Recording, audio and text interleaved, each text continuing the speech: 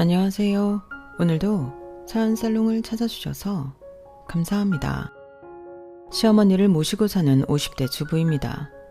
보통 제가 적지도 않은 나이인데 시어머니를 모시고 산다고 하면 되게 저를 측은하게 보시고는 시어머니의 험담을 하시는 분이 계세요. 어머, 자기도 곧 있으면 환갑인데 시집살이를 하고 있는 거야?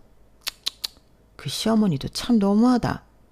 하지만 미리 이야기하자면 시어머니를 모시고 싶었던 건 바로 저였어요. 마음 같아서는 떠받들고 살고 싶기까지 했죠.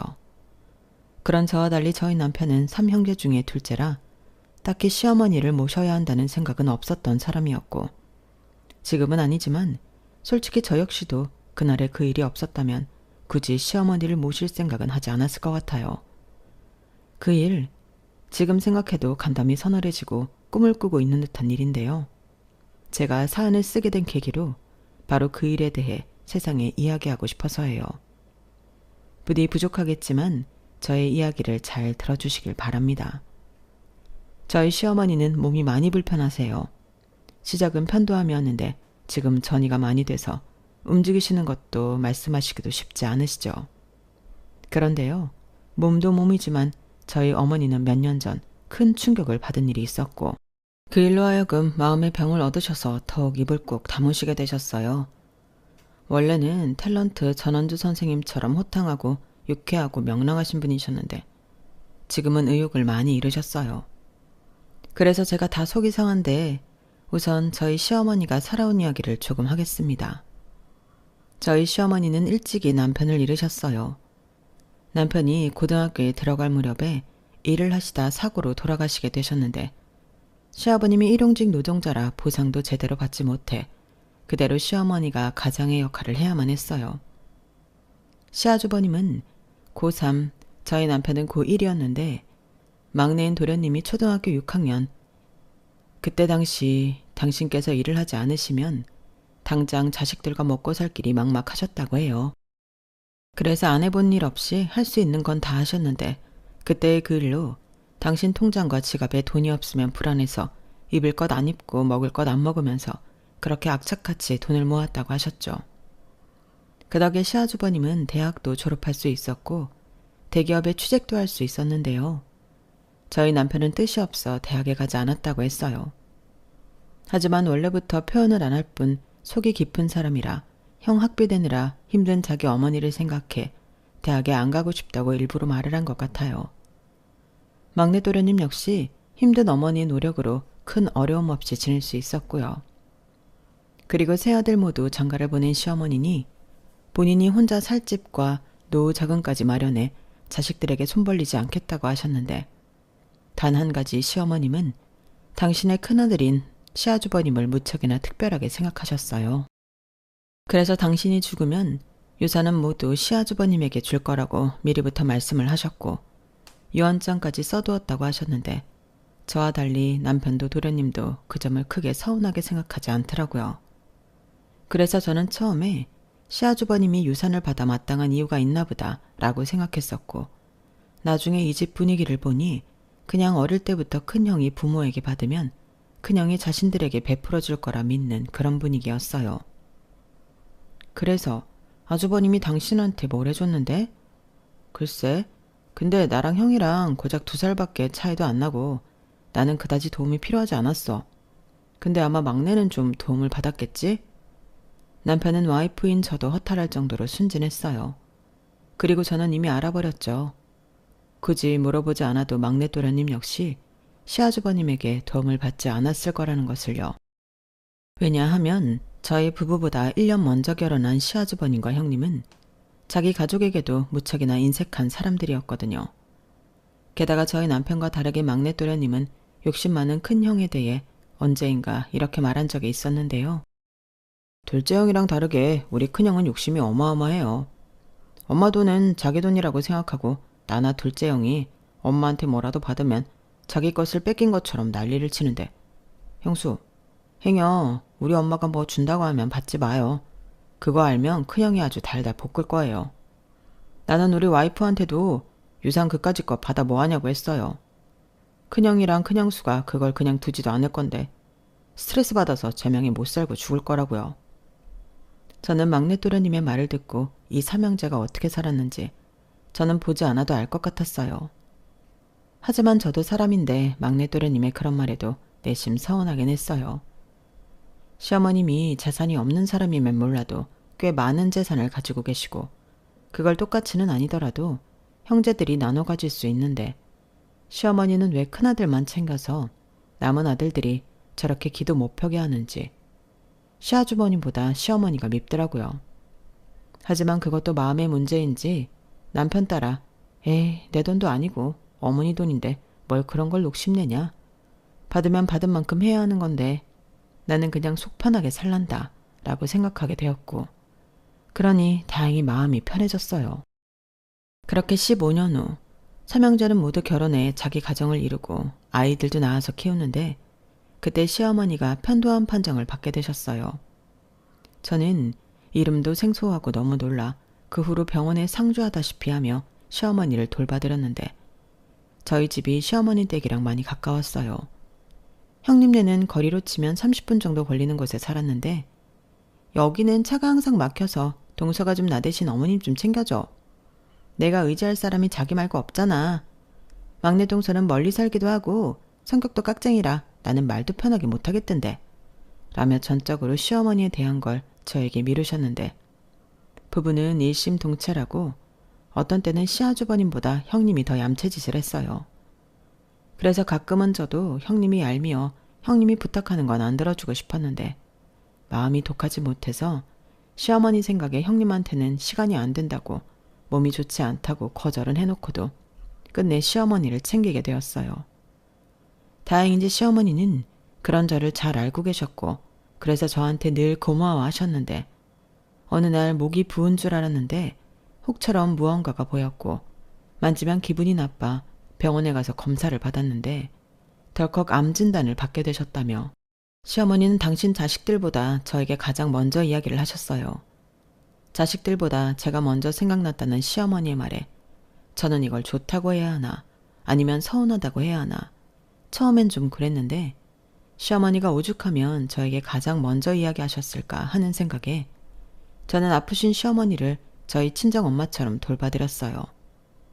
시어머니 역시 제가 싫은 티 하나도 내지 않고 자신의 병수발을 다 들고 언제나 자신이 불안해하면 제가 금방 나으실 수 있다고 위로를 하니 많이 고마워하셨고 시어머님이 고마워하시니 저 역시 병수발이 힘들지 않았어요. 그런데 시어머니의 소식을 들은 형님과 시아주버님은 제가 연락을 드렸음에도 불구하고 시어머님의 수술이 끝나고 나서야 모습을 드러냈고 병원에 오는 사람이 어디 패션쇼 가는 것처럼 형님은 선글라스와 명품 코트까지 휘감고 화려하게 꾸미고 왔더라고요. 그리고 누가 먹는다고 겉포장에 요란한 과일 바구니를 들고 왔는데 황당했던 저는 아무 말도 하지 못했어요. 시어머니가 편도암 수술을 받으셨는데 음식을 자유롭게 드실 수 없다는 건 상식이라고 생각했거든요. 제가 말을 안 한 것도 아니고 편도암이라고 말했고 수술 날짜도 모두 다 말했는데 저렇게 아무 생각 없이 남들 보기에 혹하는 것을 사왔다는 생각에 저는 저도 모르게 눈살이 찌푸려졌어요. 형님, 어머니 그거 못 드시는데. 어머 왜? 과일은 몸에 좋잖아. 내가 이걸 일부러 백화점 가서 사온 건데. 보시다시피 수술하셔서 못 드세요. 아 그렇구나. 그럼 이걸 어쩌지 여보? 어쩌긴 뭘 어째. 한두 푼도 아니고 우리가 다시 가져가. 그럼 그래야겠다. 우리 수차리가 좋아하겠네. 과일 킬러인데. 어머님, 제가 어머님 드실 수 있을 때 또 사서 올게요. 과일은 두고 먹으면 상해서 제가 가져가는 거니까 서운하게 생각하지 마세요. 아셨죠? 그나저나 건강하신 줄 알았는데 덜컥 이게 무슨 일이래요? 그러게 돈 아끼려고 건강검진도 제대로 안 받으셔서 이렇게 되셨잖아요. 사실 따지고 보면 이게 돈 더 드는 건데. 그리고 동서, 이왕 어머니 병간호하는 거면 좀 신경 좀 쓰지. 병실이 좀 그렇다. 요즘 호텔처럼 잘 해놓는 병원도 있다던데. 아 그래요? 저는 그런 거 잘 몰라서요. 그러면 형님이 한번 알아보실래요? 저는 형님 같지 않아서. 뭘 또 그래. 이미 여기서 수술까지 다 받으셨는데. 그냥 말이 그렇다고 말이. 형님은 제 말에 정색하면서 가져온 과일 바구니를 문 앞에 가져갔어요. 그리고는 더는 할 말이 없는지 병실만 서성였고 시아주버님은 헛기침을 몇 번 하더니 가보겠다고 하는데 제가 다 화가 나는 거 있죠. 그래서 또 가만히 있지 못하고 이렇게 말했어요. 벌써 가시게요? 오신 지 얼마 안 되셨는데. 그리고 제가 연락드린 지가 언젠데 이제 오셨어요. 어머님 많이 기다리셨어요. 동서, 우리도 바빠서 그랬지. 설마 일부러 그랬겠어? 우리도 각자 일정이라는 게 있는데 갑자기 어머님이 암이라고 하시고 우리도 최대한 빨리 온 거야. 누군 일정이 없나요? 게다가 형님은 저와 마찬가지로 전업주부인데 뭐가 그렇게 뺄 수 있는 시간이라고. 저는 기가 차고 어이가 없어서 벌어진 입을 다물지 못했어요.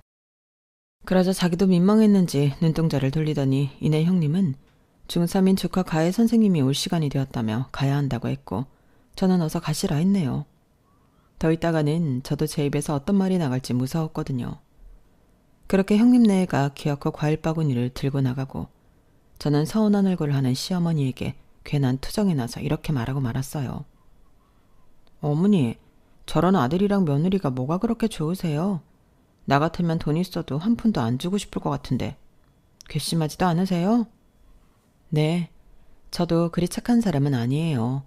그리고 제 말을 들으신 시어머니는 저의 그런 말에도 아무 말씀도 하시지 못할 뿐더러 이내 눈을 감아버리시고는 외면하시는데 그 속이 오죽하실까 싶었던 저는 그냥 하도 얄미워서 해본 소리예요. 어머니 신경 쓰지 마세요. 그냥 제가 입방정 떤 거예요. 죄송해요. 라며 죄송하다고 했네요. 하지만 참 억울하게도 시어머님은 몸이 조금 회복이 돼서는 저에게 형님한테 너무 못되게 굴지 말라고 하시는 거 있죠. 곧 죽어도 장남이고 맏며느리만 챙기시는 시어머니에게 저는 조금 아니 많이 서운했어요. 그러자 엄마, 작은 형수가 내내 엄마 옆에서 그 고생을 했는데 무슨 말이 그래? 그리고 들어보니까 형수가 괜한 말한 것도 없다만. 솔직히 큰형이랑 큰형수 얄미운 건 사실이지. 솔직히 우리 와이프도 큰형수 하는 짓 보기 싫은데 엄마까지 맏며느리라고 싸우더니까 엄마 보러도 잘 안 오잖아. 나랑 작은 형은 엄마가 그러는 거 하루 이틀 아니라 그런가 하지만 다른 며느리들 생각도 좀 해. 그냥 고맙다고 하면 될 일을 사람 보람없게. 알았어. 누가 안 고맙대? 하여간 너는 작은 형수 일이라고 하면 아주 지혜미를 잡아먹어요. 둘째야, 서운했냐? 너흰 내가 주책이라 그래. 그냥 모두 좋게 지냈으면 좋겠다는 마음에서 한 소리야. 내가 너한테 얼마나 고마운 줄 아냐? 평소에도 네가 날 잘 챙겨주는데 이번 일로 나도 너한테 뭐라도 하나 해줘야겠다 생각하고 있어. 어머니, 저는 뭐 바라고 그런 거 아니에요. 그냥 어머님이 제 정성이랑 마음만 알아주시면 돼요. 그 후 어머님은 다행히 병세가 호전돼서 퇴원하게 되었고 말씀으로는 혼자 지내신다고 하셨지만 그래도 아프신 시어머니를 어떻게 혼자 계시게 하겠어요. 그래서 남편과 상의 끝에 시어머니를 저희가 당분간 모시기로 했어요. 그러자 그 소식을 막내 또래님에게 들은 형님은 어쩐 일인지 잘 오지도 않는 저희 집에 새 이불이며 건강보조식품 같은 것을 잔뜩 싸들고 오셨고 또 무슨 생색을 그렇게 내는지 이불이 100만 원짜리라며 자랑을 하셨어요. 동서, 어머님 모신다고 하더니 이렇게 코딱지만한 방에 계시게 하는 거야? 진짜 내가 사온 이불이 아깝다. 그리고 보일러 안 틀어? 집이 너무 썰렁하다. 우리 어머니 추위 많이 타시는데. 저희 집이 오래된 아파트라 어쩔 수 없어요. 정 그렇게 걱정되시면 형님이 어머님 모시고 가시던가요. 뭐? 우리 집에는 수험생 있잖아. 알면서. 나도 마음은 100번 1000번 그러고 싶어. 어머니, 제 마음 아시죠? 알긴 개뿔이요. 형님은 자기가 시어머니를 모시는 건 싫고 또 자기가 아닌 제가 시어머니를 모시는 것도 싫은 눈치였어요. 그래서 꿀같지 않게 신경을 쓴다는 핑계로 저희 집에 무슨 홈쇼핑에서 파는 먹거리들을 자주 보냈는데 시어머니에게 얼마나 알랑방귀를 뀌었는지 나중엔 시어머니가 형님 전화가 오면 슬쩍 핸드폰을 이불 안으로 밀어넣더라고요. 그러기를 며칠 시아주버님은 뭐가 그렇게 불안했는지 어느 날 저희 부부를 찾아왔고 정말 뜻밖의 얘기를 꺼내셨어요. 내가 곰곰이 생각해봤는데 엄마 우리가 모셔갈게. 너는 둘째인데 내가 너무 내 역할을 하지 않은 것 같다. 형, 갑자기 왜 그래? 네 형수가 엄마 걱정 많이 해. 그리고 재수 씨한테도 미안하고. 게다가 우리가 유산도 다 받는데 우리가 해야지. 아주버님, 그 얘기 형님하고도 이야기 되신 거죠? 그럼요. 재수씨 그동안 고맙고 미안했어요. 그렇게 시아주버님은 시어머니를 모셔가겠다고 했어요. 그러자 막내 또래님은 이제 와서 생각하니 유산 뺏길 것 같아서 엄마 모셔간다는 거 아니야? 라고 말했고, 저도 사실은 같은 생각이라 시어머님이 걱정이었는데 남편은 또 순진하게 이런 말을 했어요. 야, 형이 모처럼 큰 결심했는데 뭘 또 그렇게 꼬아서 생각하냐. 어차피 유산은 이미 정해진 거고 그냥 엄마만 좋다시면 다 좋은 거지. 형, 내가 진짜 형 좋아하는데 이 말은 꼭 해야겠다. 형이 계속 그러면 형수만 힘들어. 나도 뭐 그깟 유산 미련버린 지 오래지만 아닌 건 아니라고 말을 해야지. 그러니까 큰형이 작은형을 호구로 하는 거야. 저는 아마 막내 또래님이 계시지 않았다면 이 착해 빠진 남자에게 질려서 이혼했을지도 몰라요. 연애할 땐 착해서 참 좋더니 착한 것도 때론 사람 속을 뒤집어 놓는다는 것을 저는 결혼하고 알게 되었네요. 아무튼 그렇게 시어머니는 형님 내외와 살게 된 것이 좋으신지 저에게 아쉬운 내색도 하지 않고 형님 집으로 가셨어요. 저는 왜 그리 그것도 서운하지. 하지만 이내 시어머님이 그렇게 좋아서 가셨으니 의도야 어찌됐건 이번 기회에 시어머님이 아주버님과 형님에게 효도다운 효도를 받았으면 좋겠다고 생각했죠. 그런데 시어머니가 형님 댁으로 가시고 3개월 조금 지났는데 갑자기 평소에 있지도 않은 디스크가 터져서 시어머님이 거동하시기가 힘들게 되었다는 소식을 듣게 되었어요. 그게 도대체 무슨 말이야? 디스크? 몰라. 형 말로는 집에서 가만히 계시기만 했다는데 아무래도 엄마 연세가 있으시니까 뼈도 약해지셨나 봐. 그래서 요즘 형수가 많이 힘들대. 그래서 자기 이제 힘들어서 못하겠으니 우리 보고 다시 모셔가래? 에이, 말이 또 왜 그러냐. 아무래도 엄마 이번에도 수술을 해야 할 것 같다는데 나도 그렇고 막내도 자식이니까 우리도 거들자는 거지. 여태 나 혼자 고생할 때는 아무 말도 하지 않더니 자기 정말 나한테는 나쁜 남편이야. 미안해. 근데 우리 엄마 며느리 그래도 며느리 중에 자기를 제일 의지하잖아. 내가 앞으로 두고두고 잘할 테니까 당신이 엄마 수술하시게 되면 병원에 좀 가봐. 저는 남편의 말에 눈을 흘겼어요. 하지만 제가 아니면 또 시어머니 병수발을 누가 들까 싶은 생각이었고 저는 또 시어머니의 병수발을 들게 됐어요. 그러기를 한 달 후 수술이 뭐가 잘못됐는지 시어머니는 좀처럼 걷기가 힘드셨고 계속 휠체어에 의존하실 수밖에 없었는데요. 그렇게 되자 형님은 은근 그 수발까지는 자신이 없는지 은근슬쩍 저에게 시어머니를 맡기려 하는 거 있죠. 동서는 진짜 병간호를 잘하는 것 같아. 부모님이 아프셨나? 아니요. 두 분 다 여태 건강하세요. 아, 그래? 난 또 동서가 너무 잘해서 경험이 많은 줄 알았어. 난 어릴 때부터 몸도 약하고 비위도 약한데 그래서 사실 어머님이랑 생활하는 게 쉽지 않았어. 동서도 알지? 내가 우리 어머님 진짜 사랑하는 거. 근데 이건 마음하고는 다른 것 같아. 그래서요. 하시고 싶은 말씀이 뭔데요? 아, 눈치는 빨라서. 우리 품앗이 하자. 동서랑 내가 한 번씩 어머니 모시는 걸로. 내가 그동안 했으니까 이번에는 동서가 해. 다음엔 내가 또 할게. 어머님이 무슨 공도 아니고 서로 주거니 받거니예요. 됐어요. 그냥 자신 없으면 관두세요. 괜히 어머님 상처나 받지. 아니야, 나는 진짜 마음은 안 그래. 그냥 여건이 그런 거래도. 그리고 우리 집에 알다시피 수험생도 있고 동서가 나 좀 이해해줘. 중3인데 이러시면 고3일 땐 어쩌려고. 알겠어요. 제가 다 이해할 테니까 형님은 하시던 대로 하세요. 됐죠? 저는 끝까지 형님에게 못마땅하다는 듯 말했어요. 그러자 형님은 입을 삐죽삐죽 거리셨는데 자기도 더는 할 말이 없는지 더 이상 아무 말도 하지 않았더라고요. 그런데요. 정말 생각지도 않았던 일이 벌어졌어요. 재수씨, 우리 집사람이 괜한 말을 했어요. 저희 엄마 저희가 계속 모실 거예요. 그러니까 저희 집사람이 한 말 못 들은 걸로 하세요. 아, 저야 뭐 그렇게 말씀하시면 그런 줄 알게요. 그런데 저는 다른 건 모르겠고 어머님이 불편하지 않으셨으면 좋겠어요. 지금은 더욱이 움직이는 것도 힘드시니까요. 네, 저희가 다 알아서 합니다. 신경 쓰지 마세요. 너도 신경 쓰지 마. 내가 알아서 할 거야. 형, 혼자 무리하는 거 아니야? 나도 있고 막내도 있는데. 아니야, 형이 장남이잖아. 내가 하는 게 맞아. 저는 모처럼 아주버님이 맞는 소리를 한다고 생각했어요. 그래서 시어머님이 퇴원하시는 날 형님 댁에 모셔다 드렸는데 이상하게도 처음 저희 집에서 형님네 가시는 때랑은 시어머니의 안색이 영 달랐어요. 그래서 어머님, 혹시 형님 댁에 계시는 게 불편하세요? 아니야. 불편할 게 뭐 있어.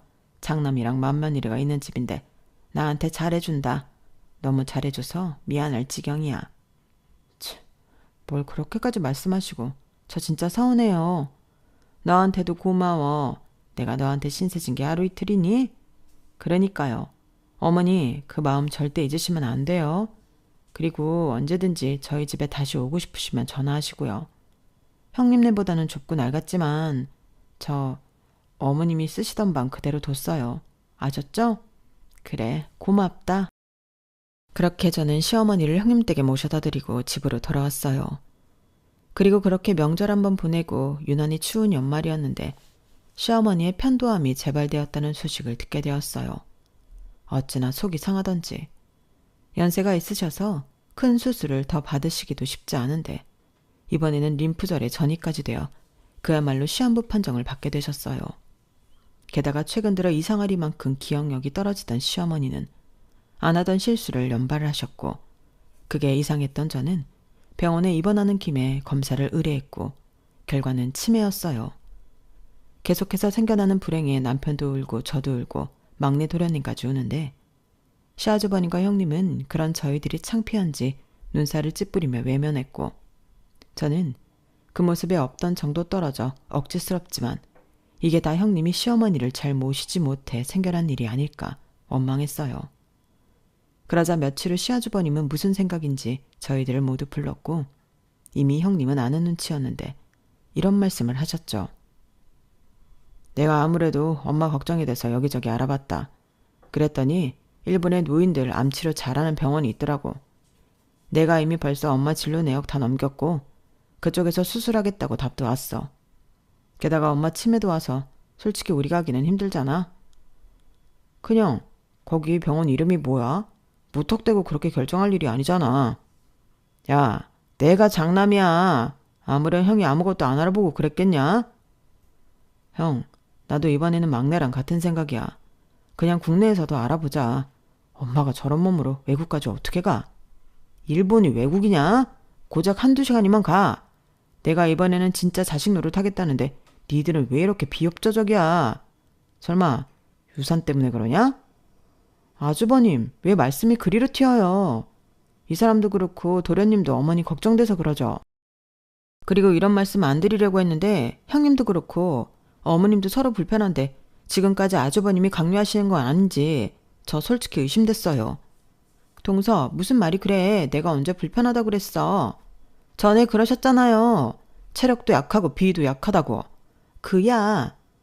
됐어. 입씨름할 거 없어. 이미 결정된 일이고 너희한테는 그렇게 하겠다고 말하는 거야. 뭐야? 지금 그럼 우리한테 통보하는 거야? 그냥 진짜 미쳤어. 다 됐고 병원 이름이나 말해. 그 정도는 알려줄 수 있잖아. 내가 왜? 괜히 또 들쑤시려고? 이미 엄마도 그러겠다고 했어. 괜히 말할 것 없으니 니들은 그렇게 알고 조용히 있어. 형, 엄마가 지금 정신이 온전해. 좋아. 그럼 엄마 가시기 전까지만 우리 집에서 모시고 있을게. 이 사람도 나도 엄마 이대로 보내면 마음이 그렇잖아. 야, 너 그렇게 효자 노릇이 하고 싶냐? 재수 씨도 그래. 그깟 병수발 좀 했다고 뭐 달라질 것 같아? 왜? 엄마 일본 가기 전에 꼬셔서 유산 좀 달라 그러게? 저게 어릴 때부터 착한 척하면서 뒤로 호박씨 가던 버릇을 여태 못 고쳤네. 꿈 깨. 사람이 솔직하게 살아라. 욕심나면 욕심난다고 대놓고 말해. 진짜 너만 보면 헛구역질이나. 너 몰랐지? 저는 시아주버님의 그 말에 속에서 천불이 올라와 가만히 있을 수가 없었어요. 그런데 남편도 이번에는 가만히 있을 수 없는지 그 착해 빠진 사람이 시아주버님의 멱살을 잡았고 그렇게 한바탕 난리가 났는데 형님은 그걸 말릴 생각도 하지 못하고 경찰서에 전화를 거셨어요. 그 덕에 태어나 처음으로 경찰서에 다녀왔고 저는 이게 뭔가 싶은 생각에 아무 말도 나오지 않았어요. 집에 오니 딸과 아들이 아빠 얼굴이 왜 그러냐며 걱정하는데 막장도 이런 막장이 없다 싶었어요. 그리고 결국엔 시아주버님의 고집으로 시어머니는 병실에서 내내 있다가 서류 준비가 끝나 일본으로 출국하게 되셨고, 저는 혹시 몰라 어머님의 팔에 전에 아이들 어렸을 때 채워드렸던 미아 방지 팔찌를 맞춰 제 전화번호를 남겨드렸어요. 그리고는 기억하실지 모르지만 시어머니에게 이렇게 말씀드렸어요. 어머니, 혹시 무슨 일 있으면 여기로 전화해달라고 하세요. 그럼 제가 금방 어머니 모시러 올게요. 알겠죠? 가서 치료 잘 받으시고 꼭 건강해져서 돌아오세요. 약속이에요. 저는 그렇게 눈물바람으로 시어머니를 배웅했어요. 큰형님은 누가 보면 딸인 줄 알겠네 진짜. 동서 오바 좀 하지 마. 내가 다 알아서 한다니까. 라며 싫은 소리를 하셨고, 그렇게 시아주버님과 형님과 함께 시어머니는 일본행 비행기를 타셨어요. 내내 집에서 함께 계셨던 것도 아니었는데 이상하게 시어머니가 아주 멀리 가버리신 것 같은 기분에 저는 허전함을 느꼈고, 이럴 줄 알았으면 틱틱거리지 말고 착하게 잘해드릴 걸 하는 후회가 밀려왔는데 뒤늦은 후회였어요. 그렇게 한두 달이 흘렀어요. 중간에 남편이 시어머니가 잘 계시나 궁금하고 걱정돼서 아주버님에게 전화를 했는데 처음 몇 번은 자기가 지금 너무 바빠서 통화를 못한다고 하더니 나중에는 글쎄 번호가 바뀌었고 이상하다고 생각한 남편이 아주버님이 다니는 회사에 찾아갔는데 한 달 전 퇴사를 했다는 말을 들었어요. 그 소식에 저도 깜짝 놀라 형님네로 찾아가니 그새 이사도 가버렸는지 전혀 다른 사람이 살고 있더라고요. 정말 황당하고 어이도 없는데 그 와중에 시어머니가 너무 걱정이 됐어요. 그 자식 엄마 데리고 해외로 튄 거 아니야? 말로는 일본 간다고 하고 엄한 나라로 간 거 아니냐고. 내가 우리 와이프랑 일본에 그런 병원이 있는지 다 찾아봤는데 나오는 게 없어. 막내 또래님은 아주버님한테 있는 욕 없는 욕을 퍼부으며 괜히 나중에 유산 가지고 자기네들과 싸울까봐 미리 자취를 감춘 것이 분명하다고 말했어요. 그깟 돈이 뭐라고. 정말 막내 도련님 말이 맞다면 저 역시 그 사람들을 용서할 수 없다고 생각했는데 그렇게 마음만 졸이며 3개월이 지나자 자꾸만 이상한 번호로 전화가 걸려왔어요. 처음엔 보이스피싱 같은 건가? 아니면 아이들이 게임에서 뭘 결제하려다 오는 번호인가 싶어 무시했는데 어느 날 문득 빨래를 하는데 제가 시어머니 팔에 채워드린 팔찌가 생각났어요. 설마 그 해외 번호가 어머니?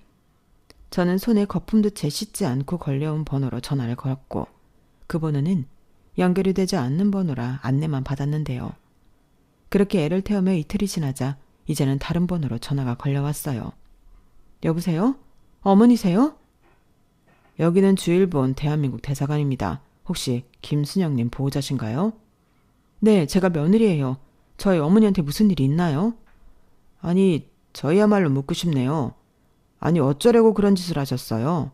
김순영 할머니께서 여기 공항에 며칠을 혼자 계셨는지 아세요? 네? 그게 무슨... 저희 어머니가 왜 공항에 계셨어요? 병원이 아니고요? 병원 같은 소리 하시네.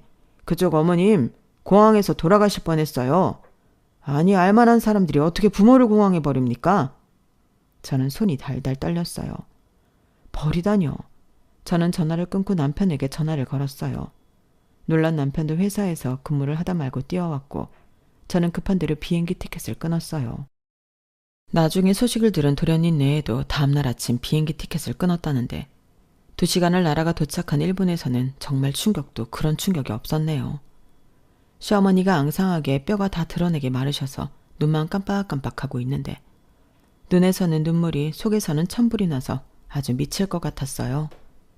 그리고 저희가 시어머니를 공항에 버리고 갔다고 오해한 대사관 직원들에게 자초지종을 모두 말한 남편과 도련님은 공항에서 어떻게 시어머님이 버려졌는지 CCTV로 확인하게 되었는데 정말 그 년놈이 하는 짓을 보니 화가 머리 꼭대기까지 났어요.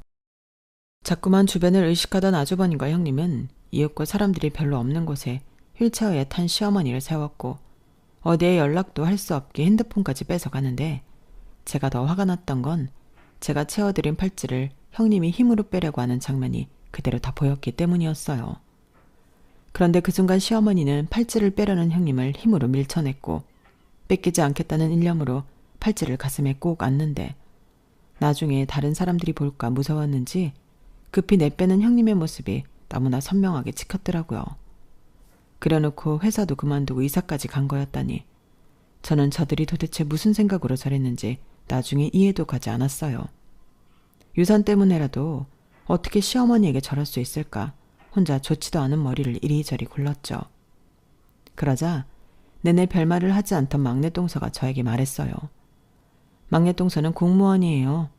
성격이 좀 특이해서 이러쿵저러쿵 말을 하지 않는 사람인데 그런 동서도 이번 일에는 화가 났는지 진짜 악마가 따로 없네요. 저렇게 방치해서 어머님 돌아가시면 자기들한테 자동으로 유산이 상속될 거라고 생각한 거겠죠? 하나는 알고 둘은 모르네요. 유산 상속이 그렇게 쉬운 줄 알았나? 막내 동서는 어이없고 황당하다는 듯 말했어요. 그리고 시어머니가 유서를 남기겠다고 했을 때 변호사 사무실을 추천한 사람이 자기라고 했고 막내 동서는 한국에 돌아가면 가족들에게 이야기할 것이 있다고 했는데요. 우선은 유산이고 뭐고 시어머니의 상태가 너무나도 걱정되어 시어머니를 한국에 있는 병원으로 모셔가기로 했어요. 그러면서 막내 또랑이가 동서가 대사관 관련된 일을 마무리하기로 했고 그 과정에 한국이든 일본이든 아주버님과 형님을 수배하기로 했어요. 저와 남편은 급히 시어머니를 한국에 있는 병원으로 옮겼고 며칠을 제가 정성을 다해 보살펴드렸더니 앙상했던 몸에 조금씩 혈색이 돌기 시작했죠. 얼마나 다행인지 저는 종교도 없으면서 하늘에 감사하다고 몇 번이고 말했죠. 그리고 며칠 뒤 막내 또래님 내외가 한 변호사님을 모시고 병실로 들어왔고 시어머니는 그날은 무슨 일인지 정신이 맑아지셔서는 변호사님을 보시고는 인사를 하셨어요. 이야기 들었습니다. 얼마나 놀라셨어요? 그래서 아무래도 여사님의 유서는 다른 걸로 진행해야 할 것 같은데 어떠세요? 시어머니는 잠시 생각을 하시는 듯 하더니 이내 고개를 끄덕이셨어요. 그리고 변호사님이 저희 가족들에게 보여준 유서는 예전에 시어머니가 말씀하셨던 내용과는 아주 많이 달랐어요. 내용인즉 간단히 말해 유산 때문에 시어머니의 신변이 위험해질 것을 대비한 것이었는데 변호사님은 이로 하여금 아주버님과 형님에게 돌아갈 유산은 한 푼도 없다고 말씀하셨어요. 그리고 시어머니의 유산 대부분은 저에게 주신다고 하셨고 당신께서 살고 있던 집 정도만 막내 또래님 내외에게 주겠다고 하셨는데 저는 어안이 벙벙했네요. 남편도 아닌 저에게 유산의 대부분을 준다니. 그러자 시어머님은 저를 보시고는 고개를 끄덕이셨고 살짝 웃어주셨는데 그간 고맙다고 하시더니 그게 영 빈말은 아니었던 건가 봐요. 저는 시어머니의 그런 마음이 감사하기도 했지만 너무나도 죄송한 마음에 그만 눈물을 터뜨리고 말았어요. 제가 얼마나 틱틱거렸던 며느리인지 어느 누구보다 제가 제일 잘 알았으니까요. 그런데 시어머니는 그런 저를 가까이 오라고 손짓하셨고 제가 가까이 가자 시어머니는 작은 당신의 목소리로 저에게 이렇게 말씀하셨어요. 얘야, 울지 마라. 그리고 보고 싶었다. 나 좀 다시 니네 집으로 데려가주면 안 되겠니? 나 니네 집에 가고 싶어. 저는 시어머니의 그 말이 떨어지기가 무섭게 담당 의사 선생님에게 가서 우리 어머니 퇴원시켜달라고 난리를 쳤어요. 사실 퇴원하실 상황은 아니셨거든요. 하지만 저는 시어머니가 원하는 거라면 뭐든 할 생각이었고 결국 이틀에 한 번은 통원 치료를 받고 조금이라도 더 나빠지면 바로 입원하겠다는 약속을 하고 시어머니를 집으로 모셔왔어요. 그 후 정말로 감사하게 시어머니의 건강은 조금씩 회복됐고 이미 전이가 된 암을 달래가며 또 치매가 더욱 심해지지 않도록 조심하며 지금까지 제가 모시고 있습니다. 가끔 치매 때문에 딴소리를 할 때도 있고 제 손이 더 필요할 때도 있지만 저는 맹세코 하나도 힘들지 않아요. 시어머니의 팔에 아직 제가 채워드린 팔찌가 있는데 저희 어머니는 세상에서 그 팔찌를 그 어떤 것보다 소중하게 생각하시거든요. 그게 우리 어머니 진심인데 제가 힘들 게 뭐가 있나요? 욕심 같아서는 몸속이 퍼진 암들도 모두 제거하고 다시 기억도 회복하셔서 예전의 모습으로 돌아와 주셨으면 좋겠지만 저는 제 옆에 저희 어머니가 계신다는 자체가 너무나도 감사합니다.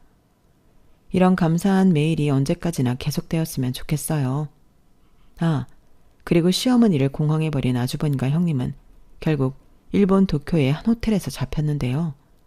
글쎄 이 부분은 간도 크게 시어머니의 유산을 믿고 여기저기서 돈을 빌려 흥청망청 쓰다가 유서 내용이 바뀐 것을 알고는 자기 잘못은 까맣게 잊은 채 저희 부부와 막내 또래는 내 애가 버린 짓이라며 적반하장으로 저희를 찾아왔어요.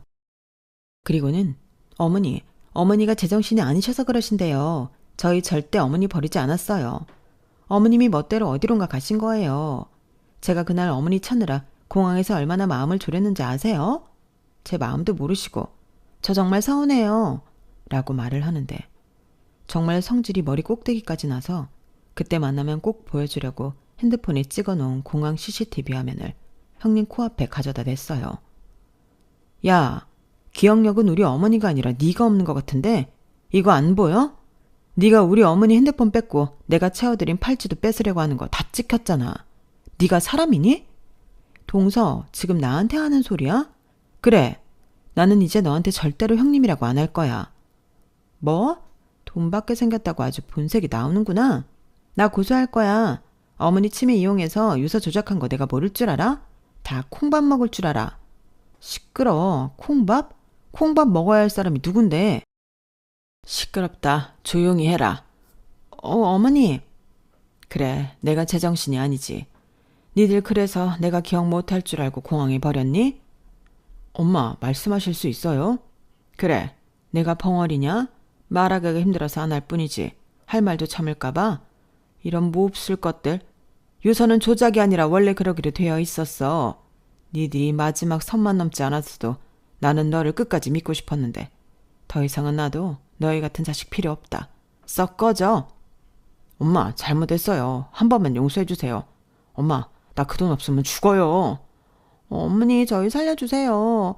저희 정말 이대로 한 푼도 못 받으면 한강에 뛰어들어야 해요.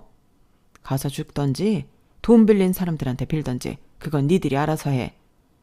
둘째야, 나 힘들다. 저는 시어머니를 모시고 방으로 들어왔어요.